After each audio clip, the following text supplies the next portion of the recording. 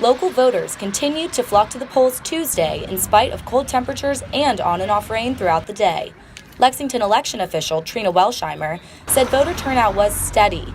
An election with only statewide and some local races typically does not draw much voter interest. But she says this year she saw higher voter turnout than they would normally expect. This one happens to be a combination of state and local. Generally, those are not going to get a whomping amount of interest, but this year, I would say this is a higher voter turnout for this kind of election than we would normally expect. Voters of all ages felt it was important to make their voice heard by voting. Peggy Dyson-Cobb was one. We are able to vote, and it's the most important thing in our democracy that we still have this opportunity. And I'm really afraid with the way things are going in our government, we may not have that opportunity in a meaningful way. So I'm voting now so that we hold on to it. Student Quinn Hoover volunteered on Election Day.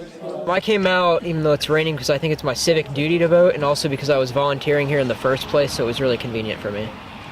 By the end of the day, more than 2.6 million people in the state actually went out and voted. The total number of registered voters in Virginia was nearly 5.5 million, so about 47% of registered voters cast their ballots. Locally, in Buena Vista, 3,838 people were registered to vote, and about 40% of those people voted. In Rockbridge County, 14,345 people were registered to vote, and 55% of those people voted. Out here today, the weather is bleak and rainy, just as it was this past Tuesday, but that did not stop Lexington voters. Just under 4,000 Lexington voters were registered, and about 45% of them actually went out and cast their ballots. For the Rockbridge Report, I'm Bryn McCarthy here in Lexington.